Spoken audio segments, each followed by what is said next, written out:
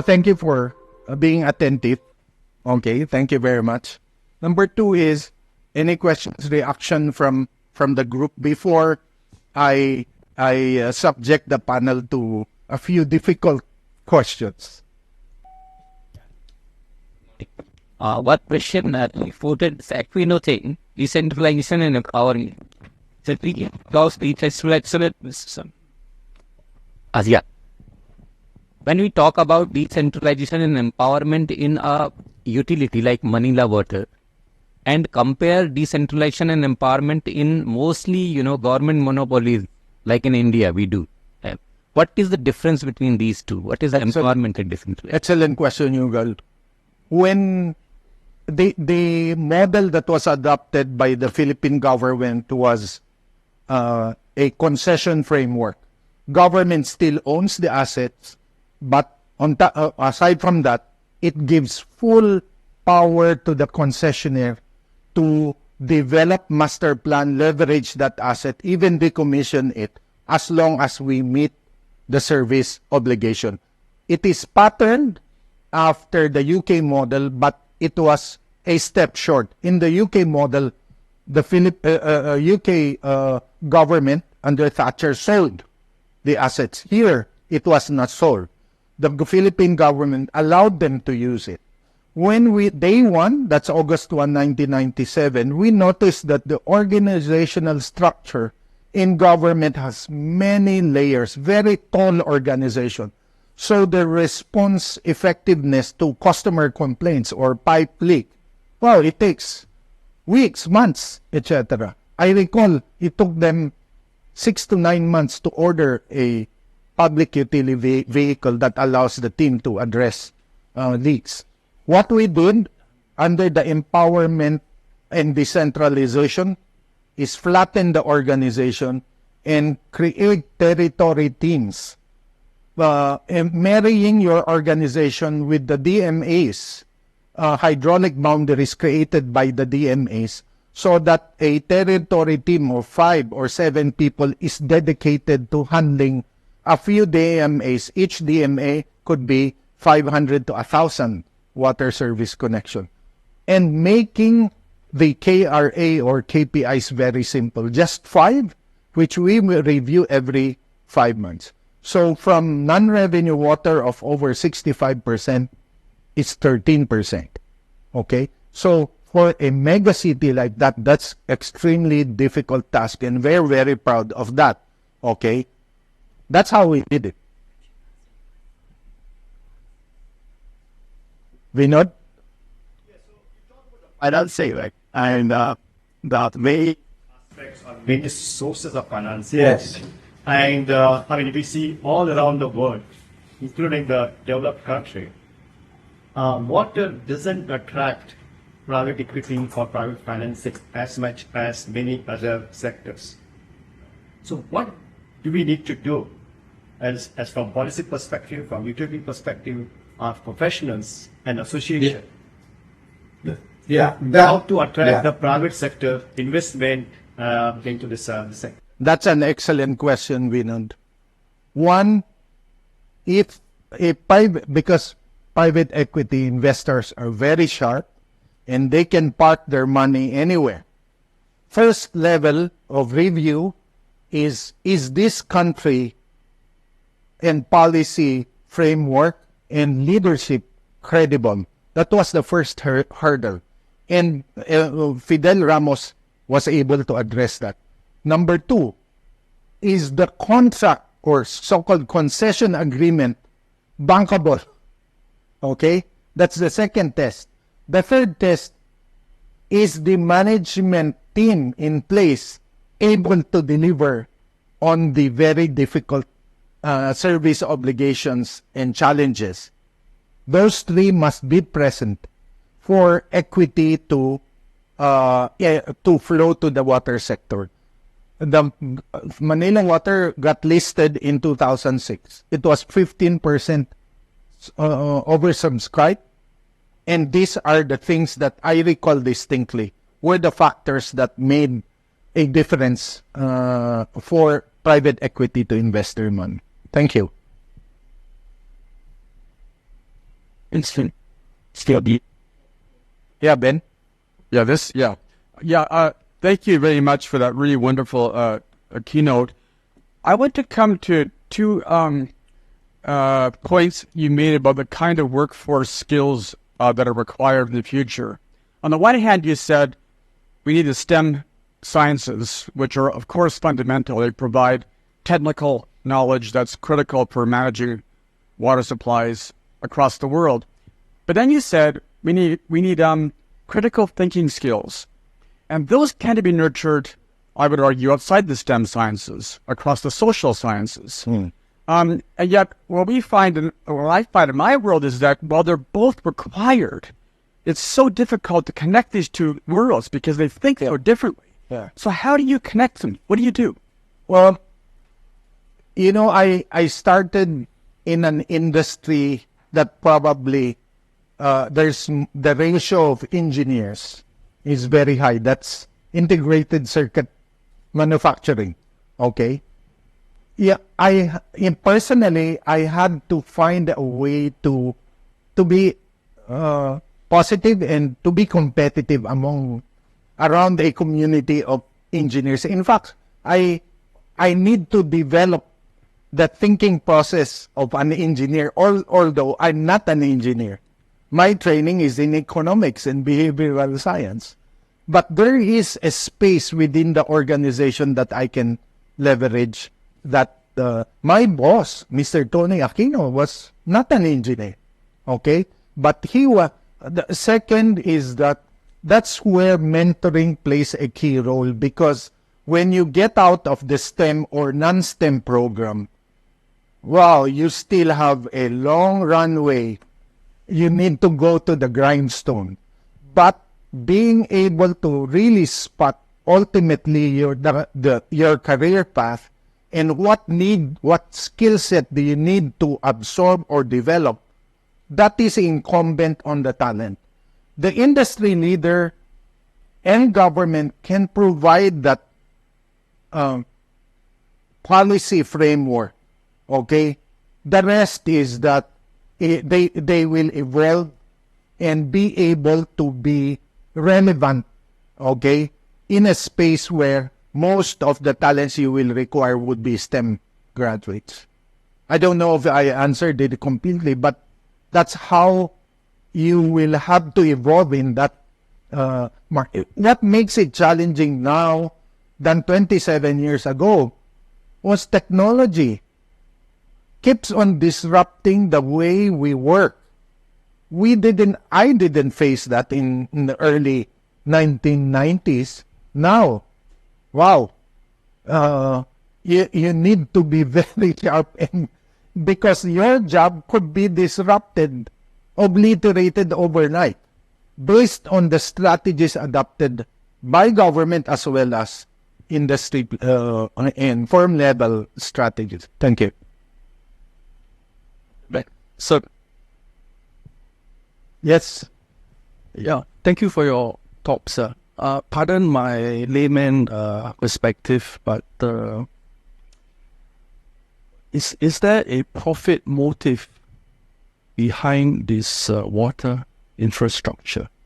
Do you factor in profit element in the provision of water to the Yes. population? And if you do, what kind of margins of profit is being calculated? Yeah.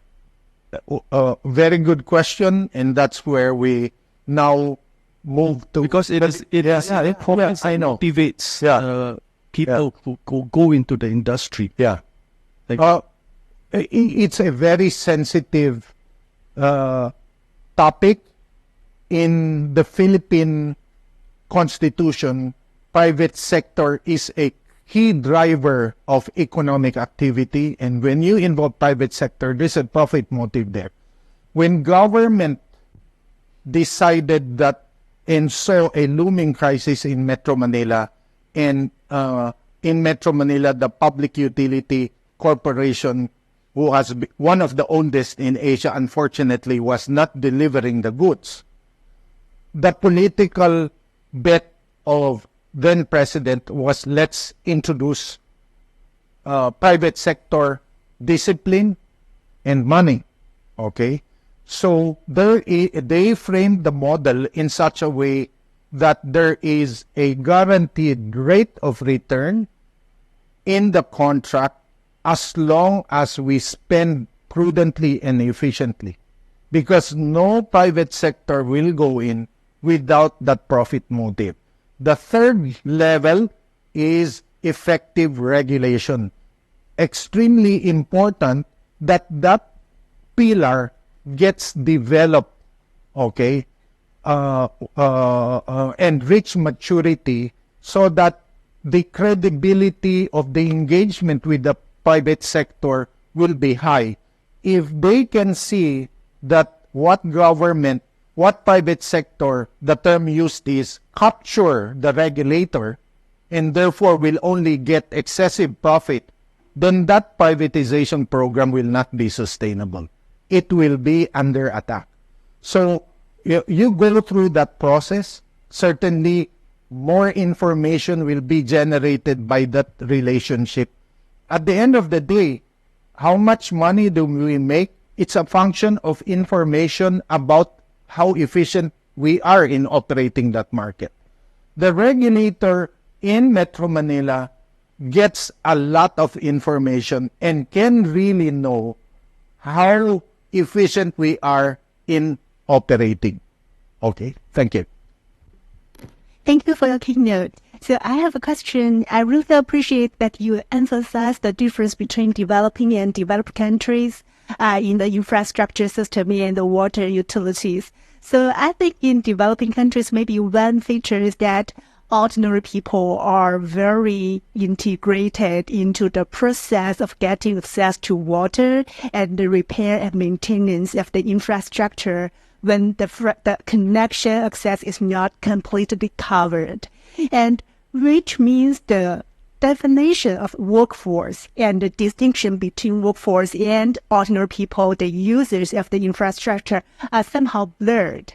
And when the whole sector is transforming and new technologies come in, I'm just wondering and curious about what is the role of this kind of the informal task force, which is composed of the people and in their everyday practices, how their knowledge will be integrated, how their skills will be factored in, and particularly with respect to the strategy of the collaboration, the community engagement, what is the role for this part? Is that a factor, a driving factor, or is that a barrier to the transformation, and what is the implications for workforce? Yeah, that's a very good point.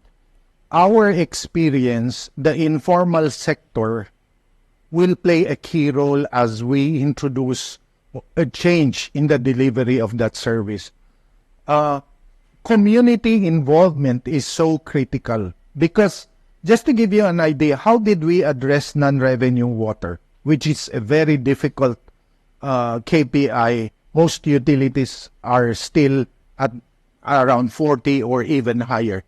What we did was to engage with the community, and even at the street level, we noticed that there is an informal street leaders in Manila where when we deliver a new service and put a pipeline, our arrangement is, can you please help us protect the asset?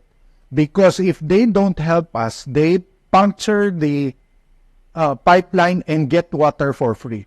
That's not sustainable. It worked, to be honest.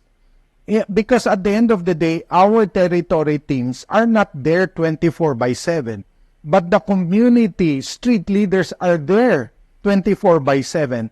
So a new culture, that's the role, disciplining other households. Because if they don't behave well as a responsible citizen, then everybody suffers. Hand system loss and our unit cost will go up. So that's very important. As the Philippines will eventually join what the World Bank calls upper middle income. Okay?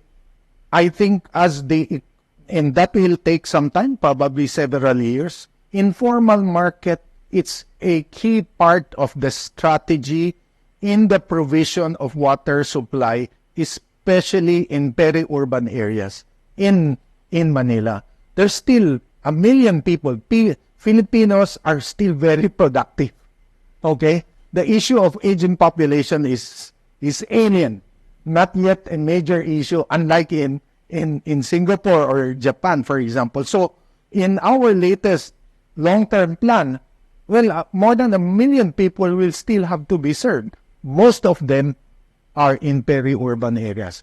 That's where collaboration with informal markets will be a key success determinant or factor. Thank you.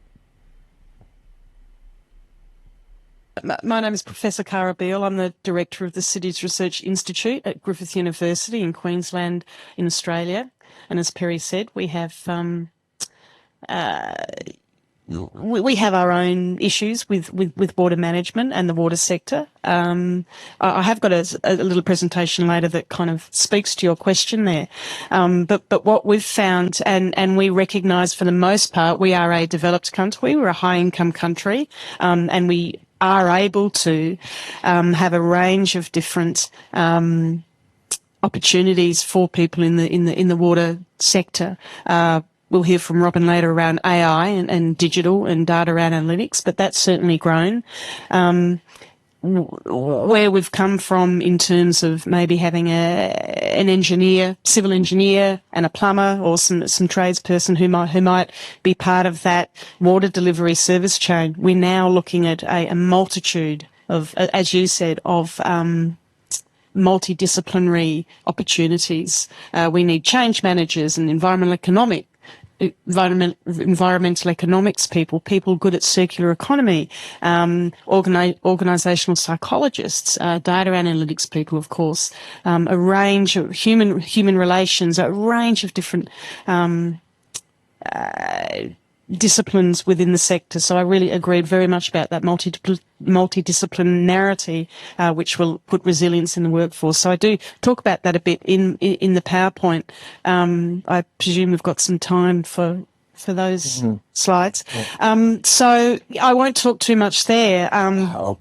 Okay. But we certainly, we're a country of floods and droughts and bushfires, and very much to climate change and climate resilience is a big thing, and everything about that is to do with water. And the opportunity for that is that there's a lot of different opportunities for the workforce, for the employees to have a range of different. Well, Professor Cara, probably let's change a little bit the format of the panel. Okay. We will appreciate it if you could share your slides now, and probably also share your views on the subject matter, then to be followed by Duro.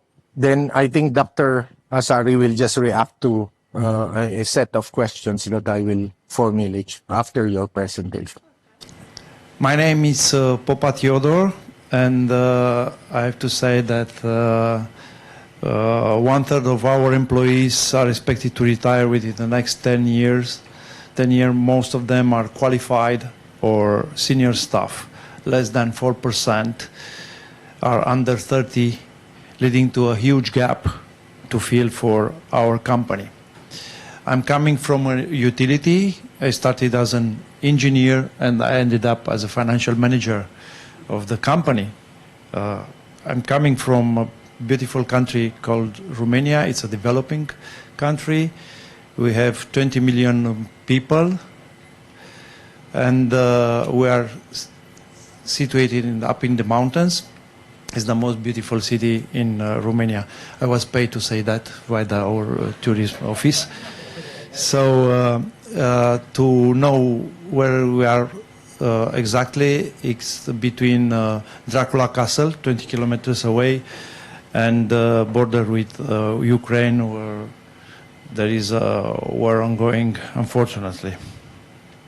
Before I share my thoughts, I would like to express my gratitude to the University of Singapore and the Institute and the school, to Professor Ben Kashor, Dr. Corinne, Professor Tortajada, and to Yvonne, who support us with all the logistics. Dear fellow panelists, distinguished participants, I was lucky not being in the second panel to share the best practices, but I will share my own experience in the utility. So, understanding the problem will allow us to find the proper solutions. So, we need to see the current state of the water workforce, why we have to change, what prevents the transitions, what can be helpful in embracing the changes, the accelerators. According to an IWA study, there are 4 major problems identified. One is the aging skills mismatch between job functions and people's competencies, under-resources, lack of diversity, and gender balance. My country, similar to other developing countries, is facing the supplementary challenges like emigration and brain drain. You need to know that almost 6 million Romanians are working officially abroad. This figure is higher than the workforce, the active workforce remain in Romania to work. You can imagine the pressure on for instance, for the pension funds and everything. This is the biggest exodus in the peacetime after the Syrians, if you can imagine. It happens in the last 2 decades. And other characteristic is that the young people have the opportunity to study abroad, in EU especially, and they decided to stay there and work there. And in the last couple of years, we have workforce from Southeast Asia. We never thought before. I never imagined to see, and others. And now they are present all over the country. A study conducted a few years ago with the World Bank support in our region, and our company was part of, says that we need for younger, more diverse talent. So let's have a look on the staff structure on age and gender.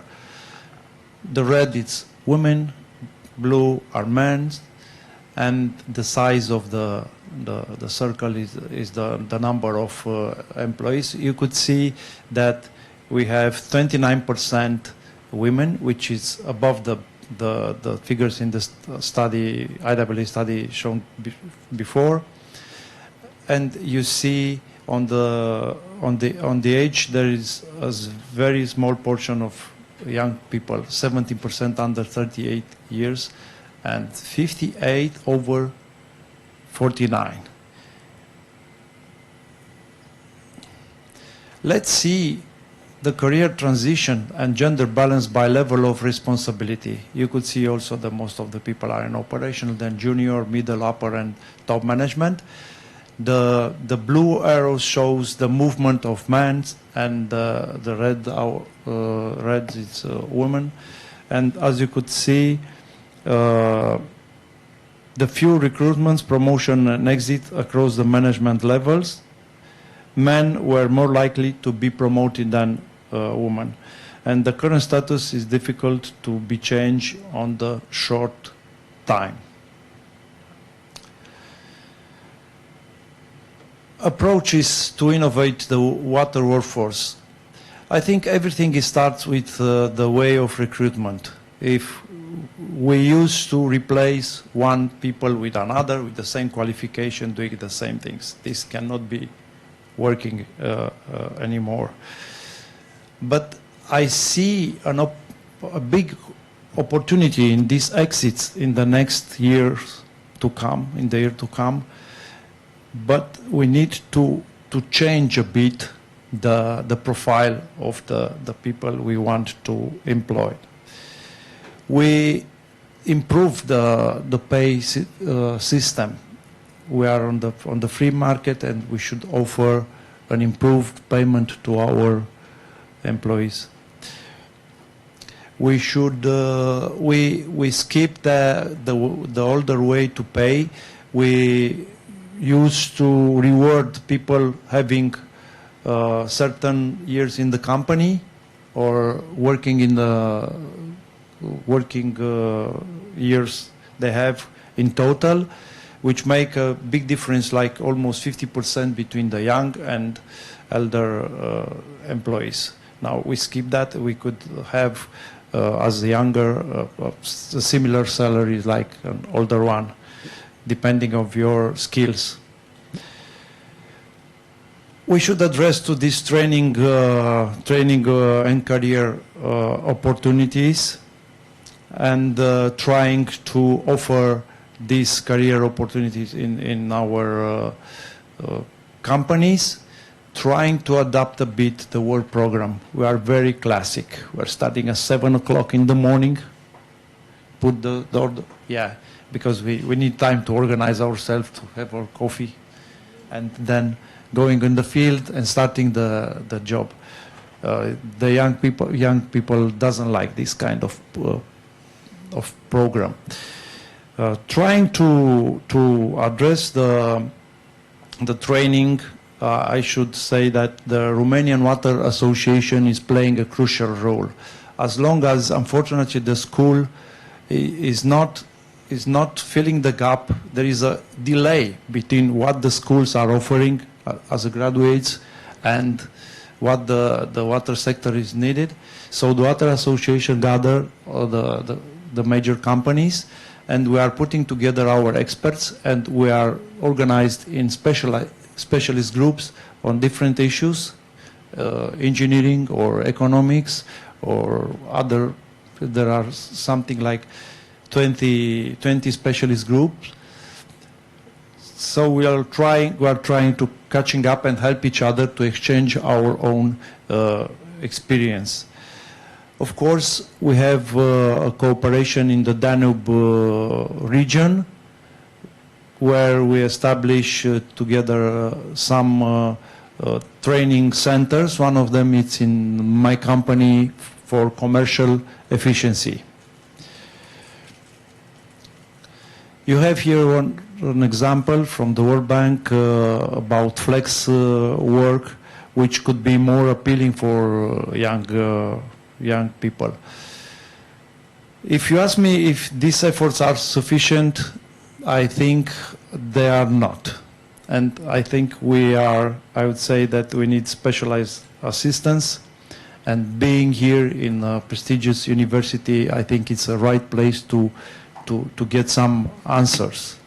I think also the educational system should adapt to this. So many times I saw old curricula, the people learning stuff that it's already overpassed, out of fashion, and not to mention it, they are doing IT classes for the programs that already not in use. Now we have a different approach, for instance, to adapt to the new challenges. There are some equipment providers like pump equipment. They have their own software, and they could collect and analyze your data and provide it to you at any time and with a very small cost. This will help you as a utility to cope with this difference in technology. You'll get only the results. They will take care about the infrastructure and everything that you need. The key drivers you already saw, the climate change, growing in population, and the growing in population is some of the people are migrating from rural area to the cities and make a lot of pressure on the systems. There is a competition for water even in water-rich countries.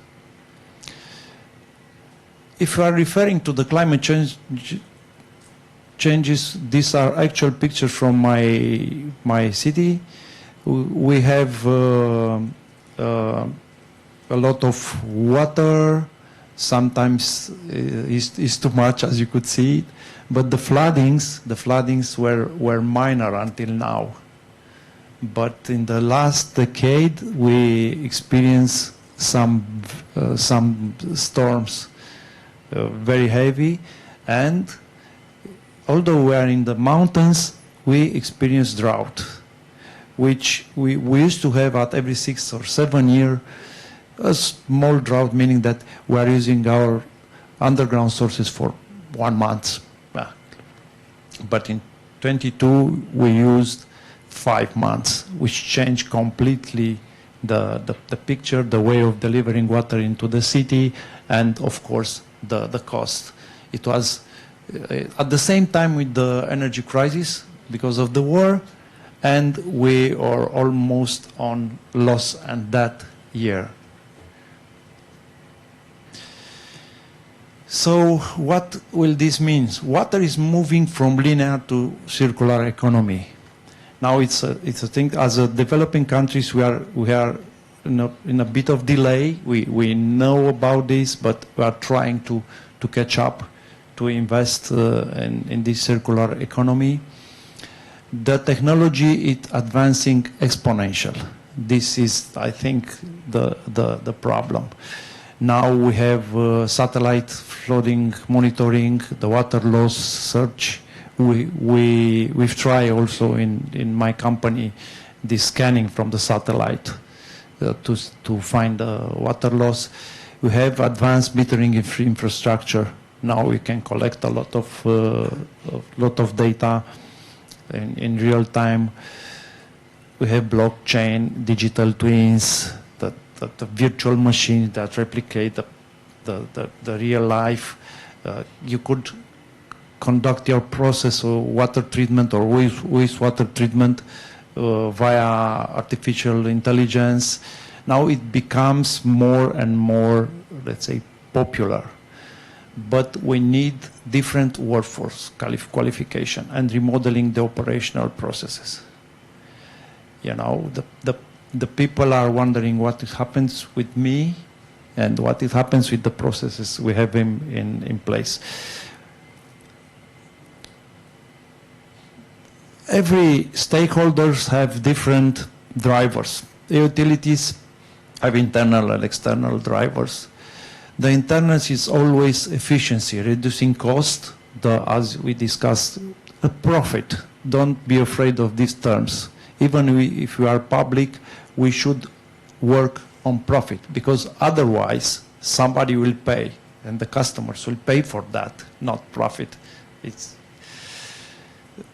And we have pressure from our national regulator. We are economic regulated, and we have to provide a 5 years business plan, and there are some key KPIs asking for improving efficiency, decreasing the water loss, and some KPIs concerning the workforce, the staff, intensity of staff, and training hours, and so on.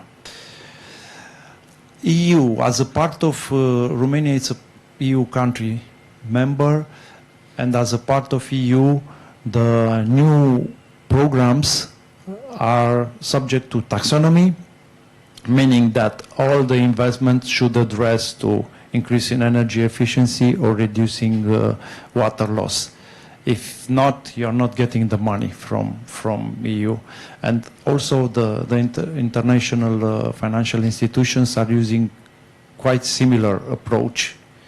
If you are not proving that you are doing something in reducing energy resource using, and you are not green and so on, you are not getting the money for your project. Challenges. Now you came in my area of expertise, because we like complaining and and see all the barriers and motives not to do a thing, not to change a thing, to stay as we are, because we are okay. We are okay. We used to learn in school about the subject that it stays for many years, if not for the whole life. And staying in the same company. I'm not a good example because I'm staying in the same company, and my daughter is saying, this is not healthy. But I changed my job. I started as an engineer, now I'm a finance guy, now I'm speaking about human resources and trying to refresh myself. But let's go and see, is there any strategy, a real strategy in the company? I would say no. No. The human resources department are just filling the forms. Not so working in seeking active the recruitment and making different kind of working programs or trainings, and because this means a lot of work and it means different skills that our HR doesn't have really, if we want to be honest. The process is difficult.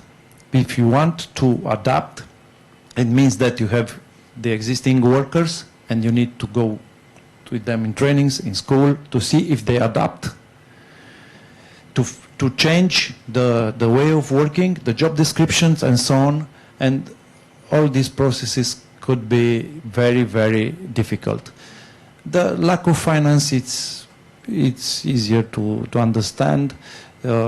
We don't have as much money we wanted to because we have to catch up with all the delays we experienced in the last decades. And of course, the lack of expertise. The management reluctance, nobody will tell you this. But some of the managers are not so open to this kind of transformation.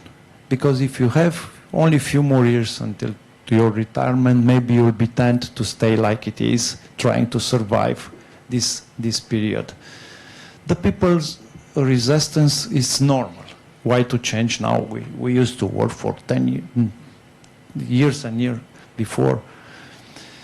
And of course, we have labor legislation and trade unions. You see, if you want to change the job description of one employee, you have to ask and to agree upon that. If you want to change, you need to agree with the trade unions, the restructuring plan, and so on.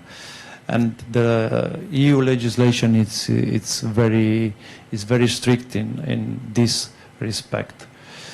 And this led us to see about social justice and equitable outcome of workforce transitions.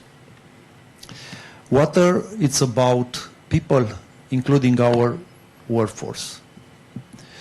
So in my opinion, we should address this requalification in a proper framework to have an open and clear communication with people, explaining them what would happen with them. First question they addressed me, he said, what happens with my job? I will be replaced by a robot? So we need to communicate and to tell the people to understand. We don't have, and they will see the water meter readers, and they are asking what is happening with us. We need to cover the costs, in my opinion. The companies, the water companies should cover the costs for requalification. To recognize these advantages and a better work condition and a better pay. And of course, we need not to burden our customers with too much cost. What kind of jobs I've seen gone? When I entered the company, we have typewriter drivers. I used to have a driver. Yeah, I'm still allowed to, but I'm not using. We have cashiers on the field also. Water meter readers, which came from time to time, not every month, and could help you with some domestic stuff if you have. Watchman, people watching the pumps running, and so on. I would see emerge new jobs related to artificial intelligence and digital transition. And if may I, there was a question before. I think we should move from knowledge to skills, to learn our students some soft skills, how to communicate, how to negotiate, how to tackle this changing, the transition process, which is very difficult. So if may I give you key recommendations, would be aware. So knowing the problem, recognizing that problem, and being positive, being an early adapter, not being in the opposite of the trend, and be prepared. If failing to prepare, you are preparing for fail. So come and ride the wave in Brasov for a great conference you have at the end of May. And thank you very much. I could sense that the change process is very challenging. I could not see in your presentation the leader that is essential in ensuring that the change process will definitely be disruptive, and some will lose their job. Obviously, you will be hiring younger knowledge workers. That transition, at the end of the day, is the role of the CEO. Okay. What's your take on the leadership? Yeah, the leadership, it's what it meant. The leadership is a key. If you see the CEO of the company, and you'll notice in few moments that if they are open to the transition or not. If they start complaining that they doesn't have money, doesn't have people, the young people doesn't want to join us. But what we could offer, our water sector is not as sexy as IT. We have, I noted, we have Pep Guardiola, Xylem used him, but I think we need Taylor Swift. Yeah, well, we're a little bit lag behind. The leadership, it could play a key role, could be the first barrier or the main driver to a change. I think the main responsibilities lies with the utilities, but the local and central authorities should have a say and an eye on this transition process, and to be aware of that and pushing for that. Thank you. Go. Very sensitive question, but very important. Professor Kara, you might want to share your slides, and we can go through another Q&A. Then, obviously, Dr. Asari has a bunch of notes here that he wants to share. Thank you. We have a lot of time, actually. You have to thank me because I finished early. Thank you. Thank you.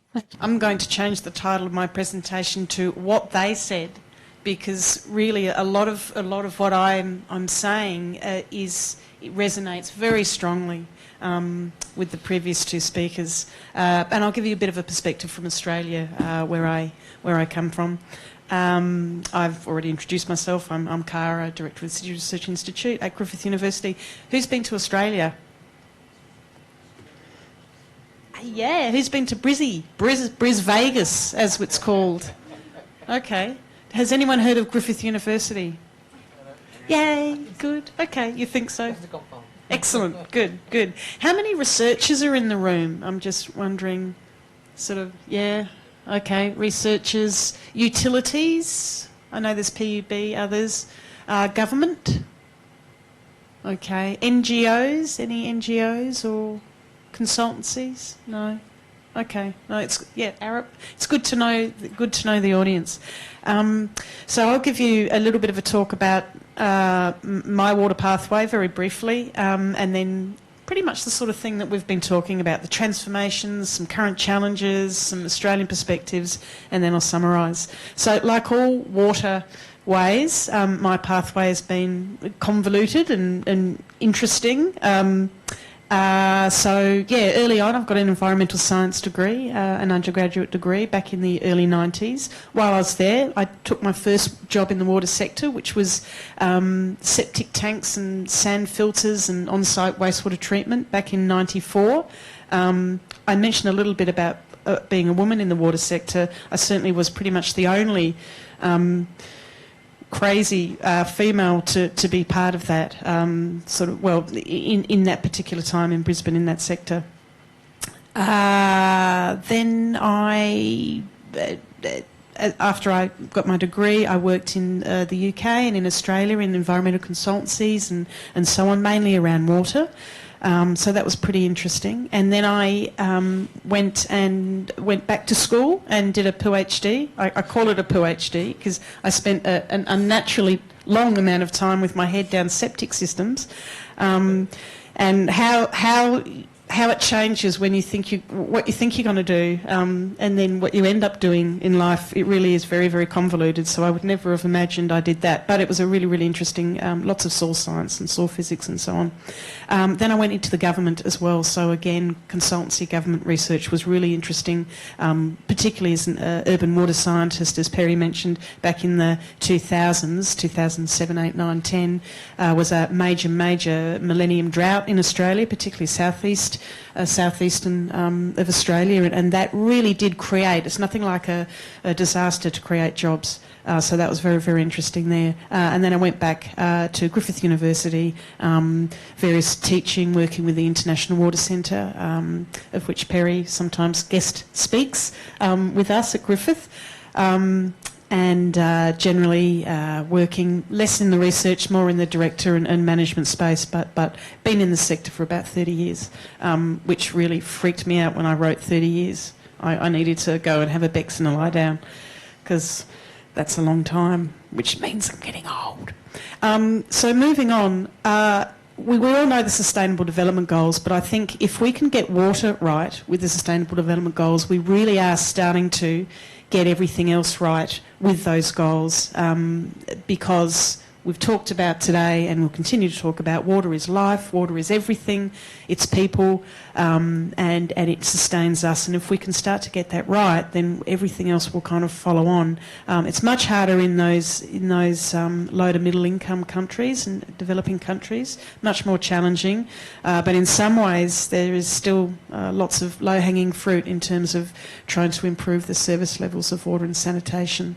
So I just wanted to preface that. When we're looking at the transformation in the water sector workforce, again, and I mentioned it a bit earlier, so if we, over time, generally there were engineers and plumbers and trades, or if there was any professional people in the industry, they tended to be engineers.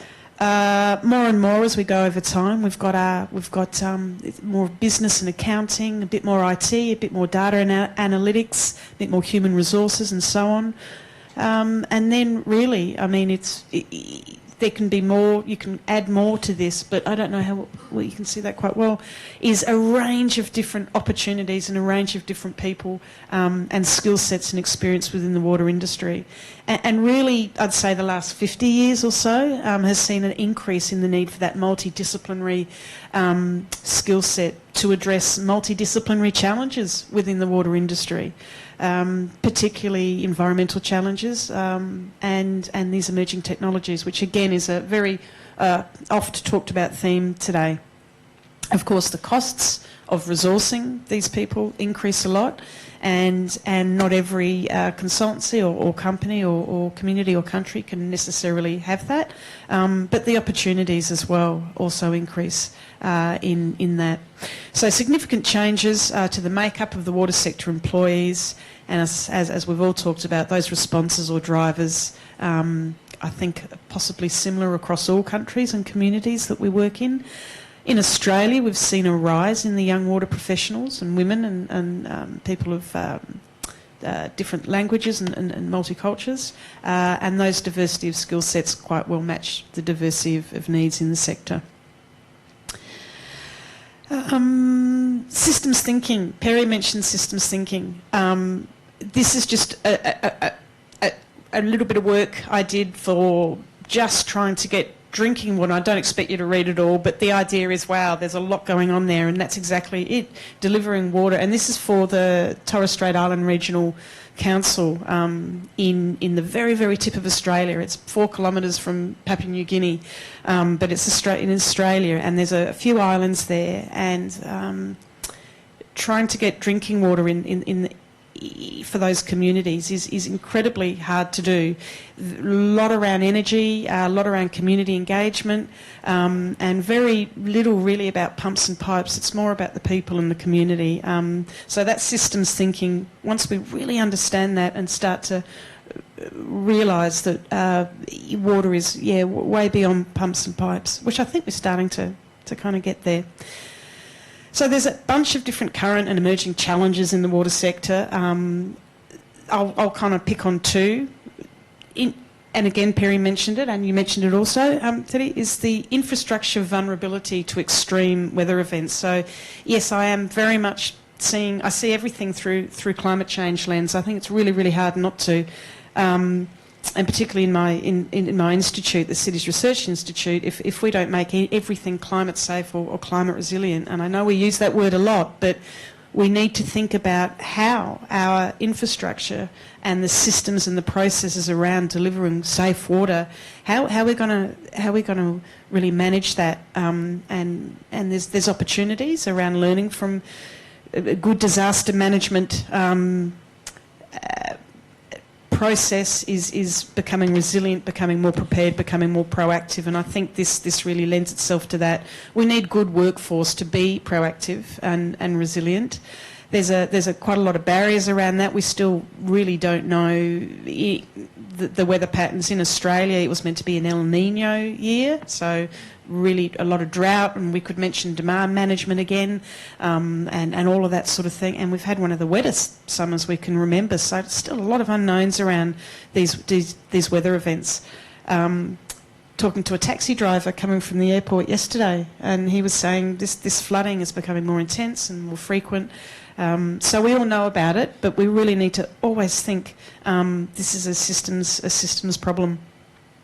Taking just a little bit of a example case study again. This is the Torres Strait Islands, tiny little photo, terrible really, right at the top of Queensland, and we did a little bit of a study around the vulnerability of some of the water and infrastructure there, and all of the reds obviously are really not very good, and it relates just beyond flooding and sea level rise and extreme weather events in terms of storms, but also bushfires and drought and water scarcity.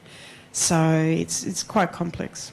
And again, the opportunity there is that we can get good people in the workforce that are not typically had their career set out for water. The other one is the emergence of AI and digital data analysis, ICT. It's absolutely inevitable, whether you're from a poorest community in the world or from Sweden or America or anywhere. It's absolutely inevitable. We need to move toward that. There's a lot of opportunities with tackling and embracing and embedding digital technologies and that approach. But some barriers as well. And we were just talking earlier today, and I think you might touch on it later, Robin, is that security and the privacy and the legalities of it all, but the absolute opportunities of AI, and not necessarily in high-income countries, but where there are community-based water management. Your question was excellent around that there is opportunities there for everyone. And again, good management, good leadership will hopefully see us there. And a case study, I work when I'm not doing the management and the directoring. I do a little bit of water research in Indigenous communities in the Pacific and in Australia. And we've seen, and they're absolutely embracing the idea of smart metering, data to inform water use, data to inform how water can be saved and conserved, where water's being used in a household.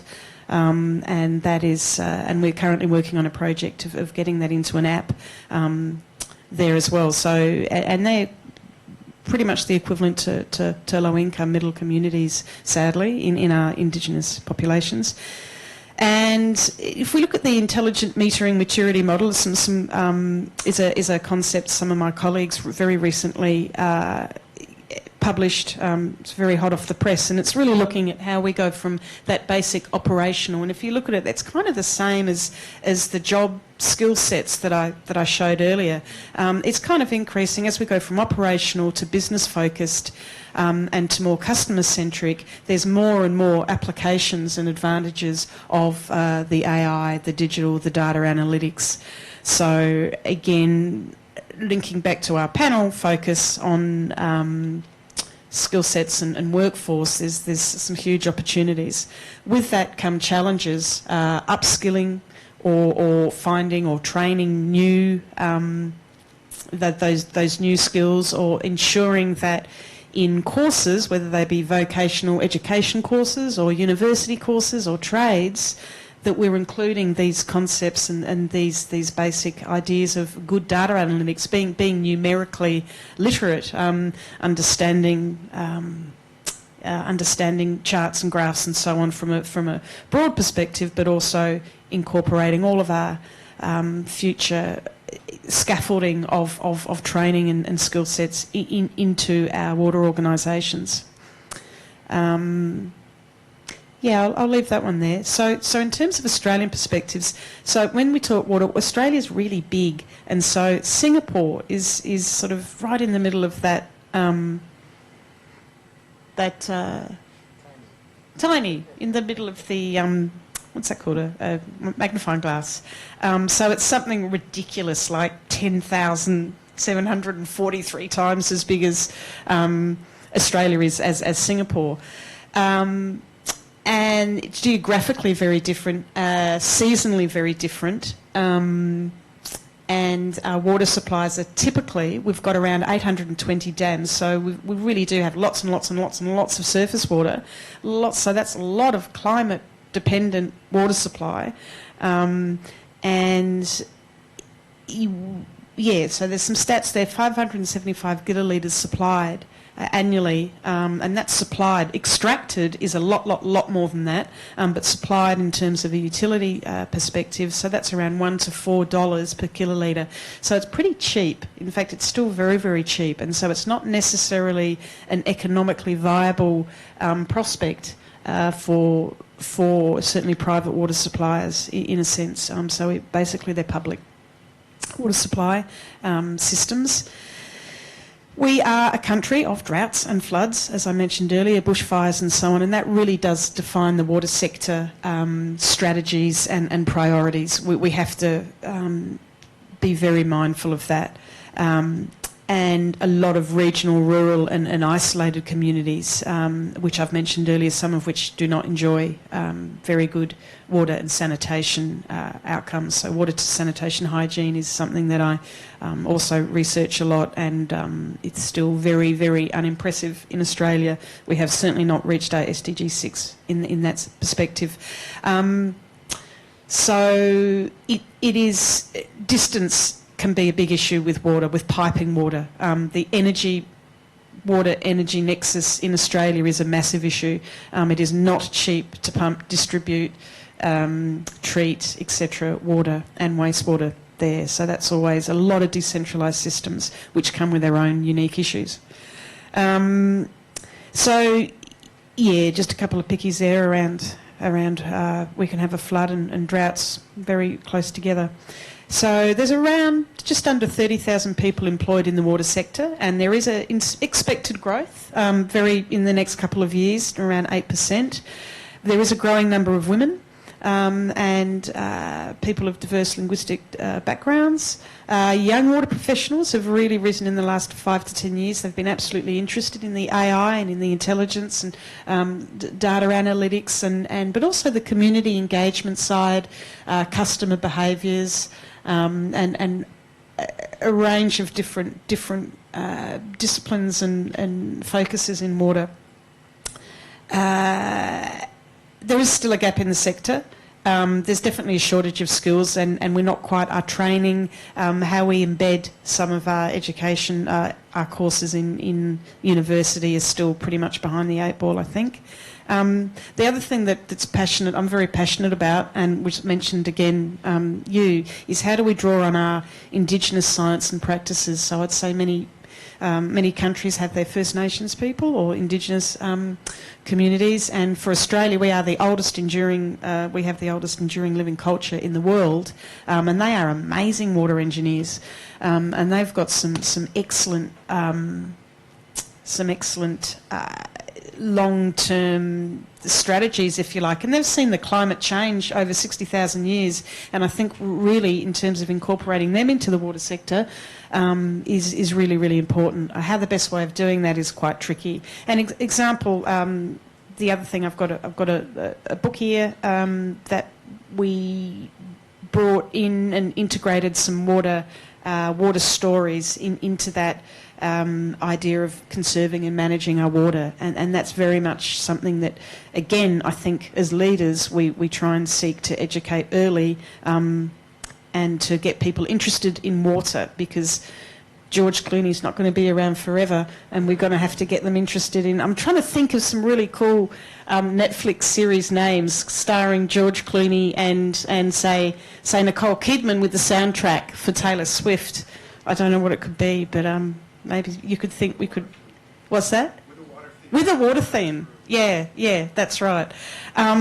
So stories is a big one, I think, and children are a big one. I wanted to very briefly talk as a woman in the water sector, for any of you women aspiring to be in there. It was very early. It was quite hard to be taken seriously as someone who had value and knowledge, particularly in that technical field space. So there's a couple of kind of fun examples that I've kind of encountered comments along the way. But look, it's got a lot better, and I think we're really understanding diverse challenges, and operations need diverse perspectives. We need diverse problem-solving approaches and management styles and leadership. And I think, obviously, more and more women can absolutely offer that. So I just wanted to, I kind of mentioned that a bit. And diversity in the workforce adds strength, staff resilience, integrity to an organisation. So many more. What's my point there? I think that there's definitely more women and young people are in the water sector, particularly in Australia. It's great. Not so much in the leadership space, but we're getting there. So we're getting there, but we've got to keep going globally, I think. Summary points to ponder.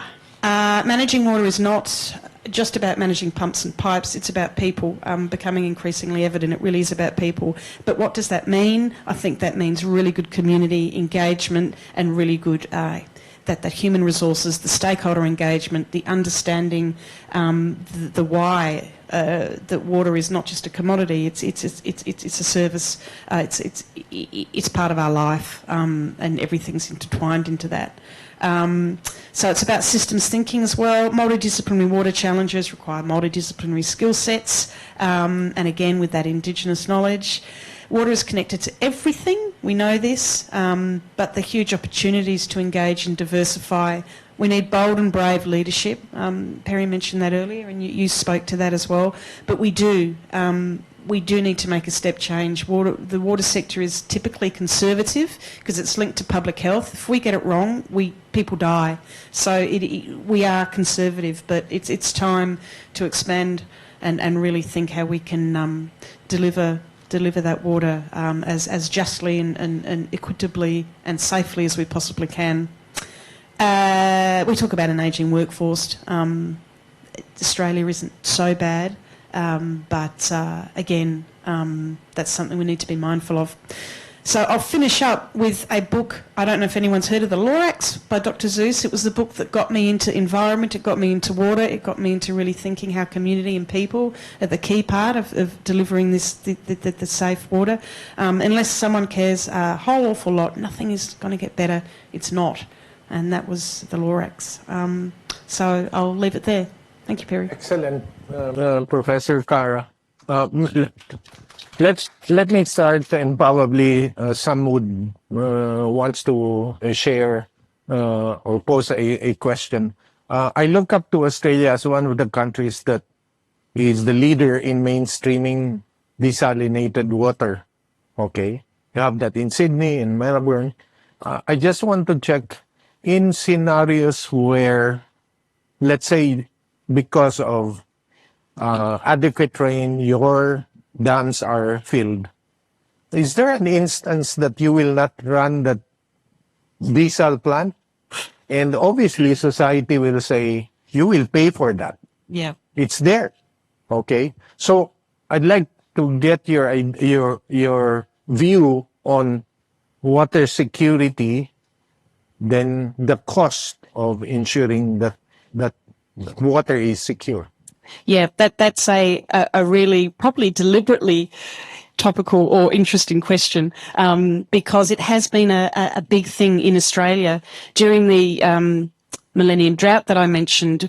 Australia and particularly southeast Queensland spent millions, billions of dollars on securing their water supply with some climate independent water sources such as desalination, and we built quite a number of desalination plants, which are very expensive to run, obviously, and you can never be fully turned off because it's got to keep kind of cleaning the pipes and so on. So there were industries.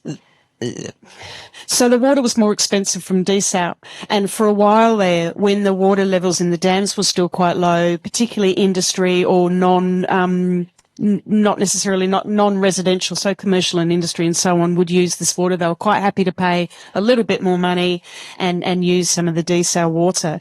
But as the dams got full, as water conservation messaging kind of petered out, and as utilities needed more revenue as well, and the government itself was saying literally our Premier at the time said, turn on your taps, use more water. We need to get, literally there's the Courier Mail saying use more water. The utilities need more revenue. Don't water tanks stop becoming mandated on houses and so on. So why would people, there was no value prospect for using desal water. But we absolutely still need those climate independent water supplies in a country like Australia. So because I don't know the answer, I'm giving you stories and agreeing with you because, well, I guess it's not so much the answer. Again, it's good leadership. It's good future. We have a resilient water supply in southeast Queensland and in much of Australia in the urban centres. But juggling that with the economics, with the value propositions is hard, particularly in floods and particularly when the Weather Bureau and others say, okay, we're hitting a drought season. We start to remember back to the millennial drought and start to think about behaviour change and demand management and using alternative water sources. And then when it rains or when these unknown factors come in, it's very hard as well to manage that. So, but it's good leadership. The federal government's taken quite a good approach in they've got the National Water Commission now, and we will never not use those desal supplies.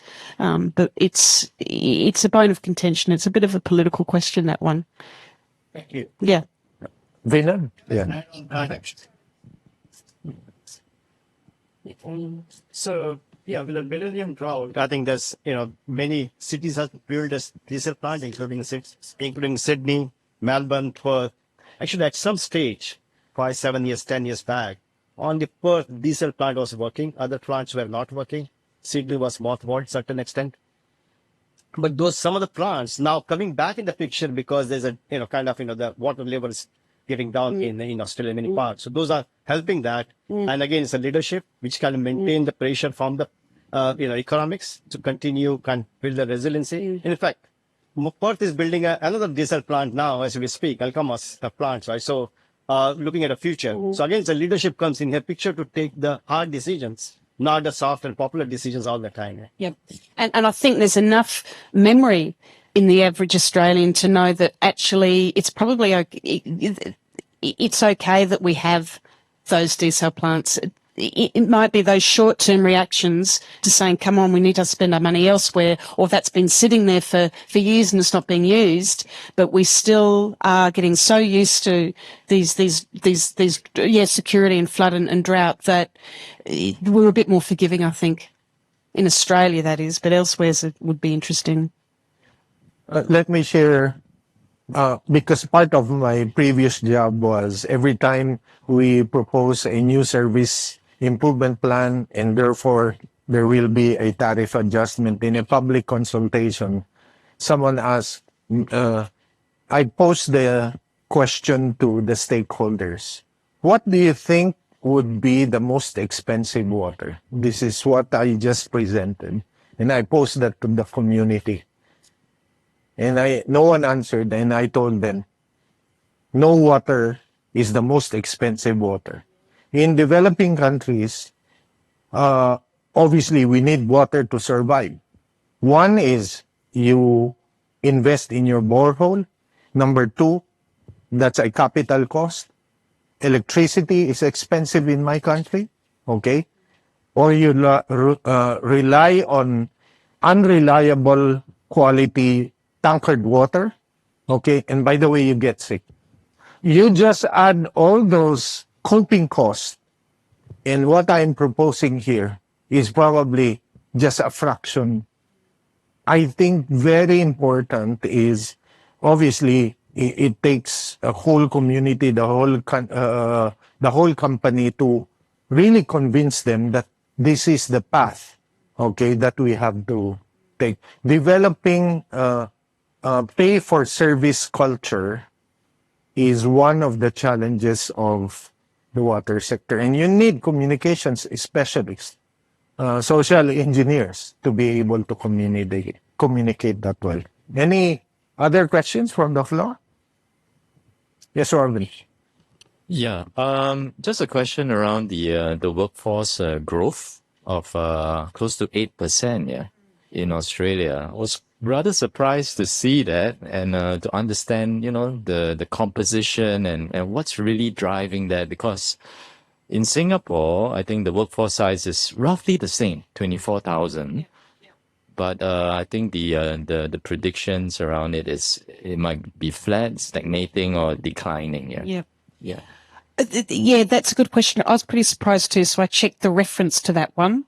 But the stats suggest that, and I think that is so. That's a Water Services Association data, and very much around the younger workforce. We really are getting that the young water professionals in the professional sector, the Australian Water Association and so on, that pleasingly, it is becoming a choice of career pathway, but also you don't have to be an engineer. As I say, for all of those reasons, people are employing, and we're seeing that the opportunities in that water sector, in that broader environment sustainability sector, is massive in Australia, because we really are suffering a lot in terms of, for a high income country, I should add, but in terms of this climate uncertainty, water scarcity, but also there's, as I said, the money's been poured into,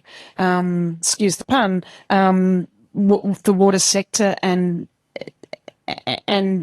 making it a reliable and resilient sector, and going along with that has been a change in increasing the workforce there. So it's actually doing better, it's doing well, but the exact data for that, yeah, I'm not entirely sure what they included in that, because like all stats, you've got to work out what the background of that was. But I would suspect it's water and related to the environment as a whole. Yeah, sure. Yeah, at meeting a purpose and trying to secure what we're seeing in Australia quite often now is these floods and droughts and the water infrastructure and so on. It's just been, yeah, we really need to improve on it, resilience-wise. You have a comment. I just want to tell you that in Romania we need almost a double number of the designers and the consultants due to the fact that there are huge projects to be done. And we are in shortage of these people, and we could see often when they're putting in the tendering people, but never show up in the real project because they are moving all around. Yeah. So I would connect these figures of increasing not in the water utilities, but in the water sector, which is broader. And we experienced that we used to have, for instance, equipment suppliers only selling force, but now they have also technical staff or support staff behind that, people preparing projects, doing other kind of stuff, not the utility ones. And I should just add to that, 7.44 billion Australian dollars spent on water infrastructure. That will certainly help stimulate the workforce as well. Thank you. Are there, Yoga. Very interestingly, this highest per capita surface water stories that I think has been calculated from the number of dams. The highest per capita surface water. Oh, yes, yes. So are there any future plans vis-a-vis climate change and other things for these increasing the capacity or more water? Well, more desal, more climate independent water infrastructure, which is what some of the money's also being spent on. I don't think it's a great thing that we've got that many dams and surface water, because the losses in those surface water storage is crazy. But again, in Australia, we're a little bit reliant because we are so huge and we do have such disparately spaced, centralized water infrastructure, that often it will build a dam and we'll hope that it'll rain, and this continues still to be kind of the engineered solution. There's still a lot of engineering solutions out there, and we can see more and more. It's beyond that. It's demand management as well as this supply, but we continue to not really have too many more options in those regional areas where desal is not an example either, not viable either, or the groundwater will be pumped up into dams as well. So it's politically again. Dams they're seen that the people who spend the money and make the engineering decisions tend to go with the dams, with the rather sort of standard, conventional supplies, water supplies. But more and more and more, we're seeing a pushback, particularly with those environmental flows and so on. So it's again, it's a tricky one and it's a political one, but I don't think it's going to change anytime soon. Yeah. Thank you. I think the lady has a question here. Hi. Thanks for very interesting insights and presentations. I'm Moitri Mukherjee. I'm a postdoctoral fellow here at ICE. I have a broader question. So with this climate change, its impact on water utilities, how do you think the job scope and rather the requirements in the workforce will be changing? Because given in the water sector, we need really, although earlier it has been more engineering and infrastructure heavy sector, but now it is more into demand management and different types of like how do you manage for the different environmental and disaster related risks as well. But climate change is now a very different game. And it would need not only engineers, economists, managers, but also kind of like those who can forecast, modelers, and how that data can be incorporated into water management, the entire the management practices. So, what's your view on that? Mine or so mine personally is it starts really early. So we get into the school system, that systems thinking, that the need for looking through the climate change lens, the resilient infrastructure and cities and communities lens, and needing to really think about all sorts of range of disciplines from a school age onwards. Universities and trades need to start increasing they need, this is bold again, this bold and brave leadership or bold and brave, ways of teaching and training and mentoring and nurturing, is that these are issues and problems that are not going away. They're only getting worse. We can call them a polycrisis or grand challenges or wicked problems, but they're only getting worse, or are only getting, if they're front and center, and it needs to start with almost a culture change as well. Now, that's kind of a philosophical response, but I don't think it's easy to do, but I think we start to embed that early on and consistently, then we kind of get some steps of getting toward that. But I'd be interested in other people's comments. My experience was when we were and continue to hire university graduates, what attracted them as far as Manila Water is concerned is I think the consciousness, sensitivity to environmental issues was a big attraction for these new university graduates. I think probably because of media, access to information, obviously they are aware. Number two is, I think obviously there's still a lot of work to be done, but education and awareness building should be a top priority. Okay, because we will be, as I said, competing with other sectors in the economy that will project their respective sectors as an attractive sector for this young workforce. That you will be competing. There's more demand than what is being supplied by the educational system. So I think the trick is really, how can you ensure that the current workforce within the utility gets the proper upskilling, okay, even if they are close to retirement? One idea that I have is you extend the retirement date and immediately you have a pool of 20-30%. But at the same time, if your workforce has become younger, like Manila Water, because we recruited a lot, the question is, how do I go up the technical ladder? That's a major issue. That's why career planning is extremely important in any organization.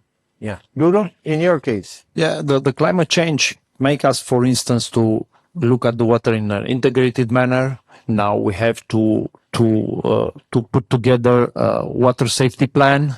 We need to show to the authorities that we have emergency plan in case of shortage of water.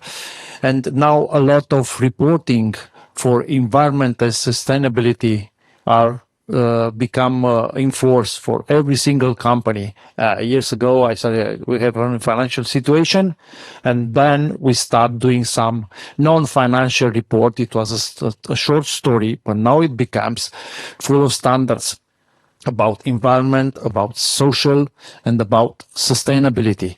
And now this is a complete job of someone who is not prepared in school yet. It must be what? Engineer, economy, sociolog. It's a different kind of work. And this is something that forces us, there's new jobs in the water sector, not necessarily in the utility, but on the water sector. Thank you. I started sharing my experience, my ideas on the topic.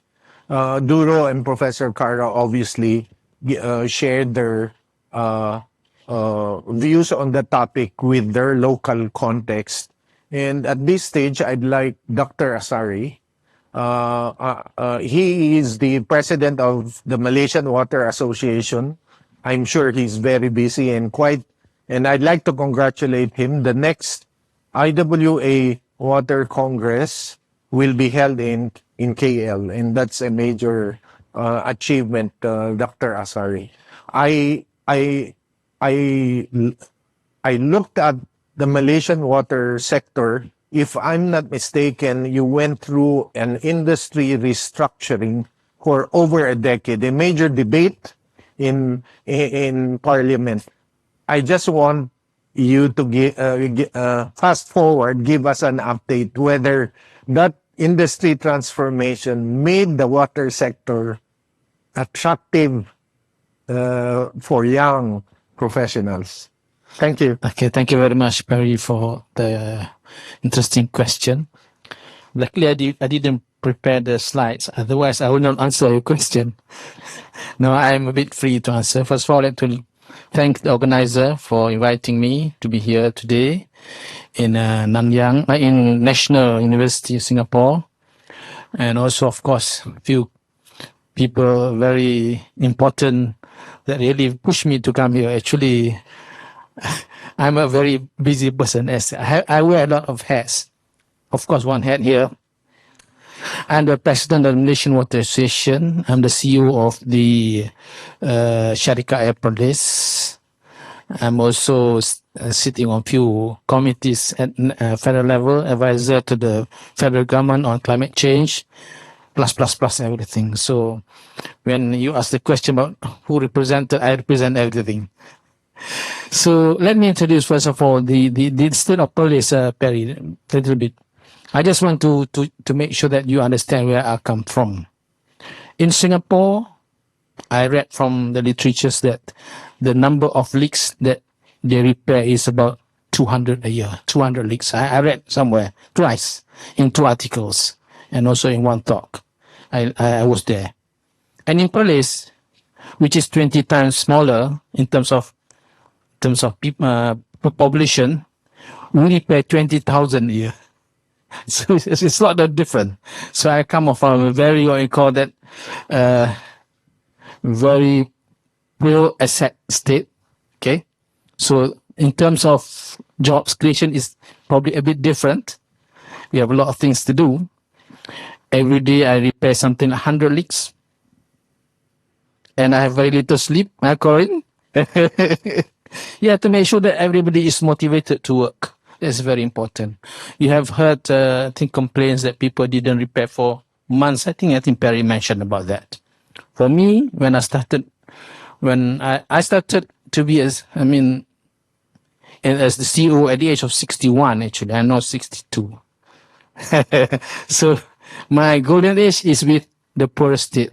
When I was 40, I was in Selangor, the richest state. When I was in the silver age, I was in Terengganu, also quite an advanced state, a lot of money. So now I'm in a very poor state. But of course, my experience and my exposures, I managed to change Syarikat Police. I think when I started working, there were 2,500 leaks. And today, as I come, there are only 40 more leaks.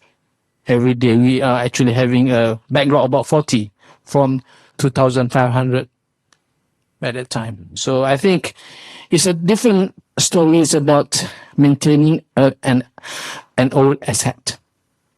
Maintaining an old asset. And that is where, coming back to the question by Perry, how does the restructuring helps in getting us out of this problem? So I think when we started in 2006, about nearly two decades ago, the team that actually pushed the idea was not coming really from the water industry. So they came from other industries. So they are not very familiar with the problems that we are facing. Until after 10 years, they realized not much change, and they realized that they are not going for the big issues, the big problems. The big problems in this water industry in Malaysia is actually aging assets. And also, sorry to share this, that there are poor workmanship in the past. Because of staff capability, because of staff shortage and everything put together, that we are actually having poor asset at this time. We are having asset with a lot of problems. As I said earlier, you just imagine every day I have to repair something like 100 leaks with my very little staff. And that happens to almost every state. we have to work harder and harder to get things back to normal so that we can supply water. And of course, we are the type of people who are very passionate. If you are not, then I will take the point from Perry. Don't give water. Then you will get a better price for water. You get my point? Because we never dare. We never have that I call that enthusiast to just say, oh, no water, so that we can get better price for water. But we try to push ourselves and get water out of the system. So people never appreciate the bill of water because they never have the problem of not having access to water, be it urban or rural. So there is a difference. The urban and rural, of course, there's a difference. I'll come back to that later. But back to your question again, so the restructuring is quite slow in terms of making changes. And I think the recent KPIs, the recent incentives are actually getting to a better progress. So they introduced the non-revenue, they call it KPIs. For another, you reach a certain level, you'll be given a certain amount of budgetary grants from federal government. So these things are new things, probably 2 years in the pipeline. So it is something very new. So I think the people who actually work for the changes, of course, I was partly involved, but I didn't play the pivotal role. I was feeding information, but it was not adequate. That some of the important points, such as the asset condition. In fact, the tariff itself was only changed after 15 years of restructuring. It was just changed last year in August, just for the commercial, and for domestic it was just this month, February 2024. After 10 years. So, but that was supposed to be done in the first 1 or 2 years because it's the most important, ingredient of sustainable industry. So that was the situation. I think, frankly speaking, I will say like this, we don't have leaders. The champion. Nobody wants to be champion. They are ministers for a year, then they don't become ministers anymore. We changed prime ministers over the past, 4 times over the past 6 years, maybe 7 years. So there is no leadership. So what? Only the leaders change. The water industry doesn't change. Because once we try to convince the leaders, the minister, or the minister was very excited, okay, we want to do it, then suddenly he changed. So we got to start all over again. Similarly now, we have the previous minister, Nick Nazmi. Then after working with him, I think I met him a couple of times, have dinner with him, everything. And now we have a new minister, and we start working. And so I think that's actually the political stability actually is very important to make changes in the water industry. Otherwise, water industry will be keeping to the very mellow situation without changes. So that's quite unfortunate for us. But luckily, we have something extra. That is, we have the elder citizen in the water industry, which is even more progressive. I think I belong to that because I'm already 60. I've been in water since I was 22 years old. So it's already 40 years in the water industry. So we have these people who still can actually help or boost a little bit or push a little bit because we probably at this time do not have interest. And I think another positive impact of the restructuring is actually the asset light. That means we are not burdened by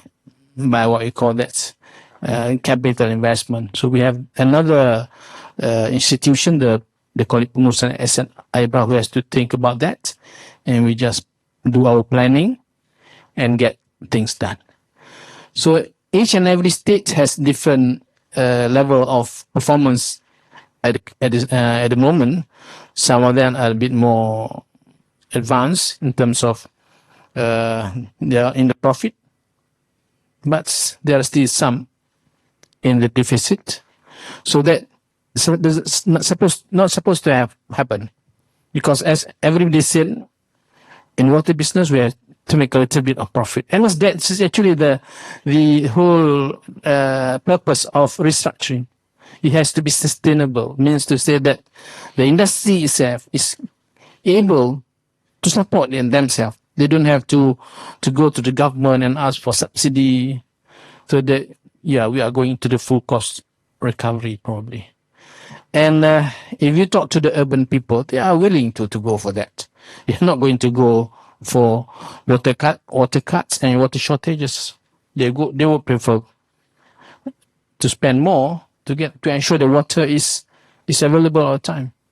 And of course, the most difficult time is not having water, and they are willing to pay at any price.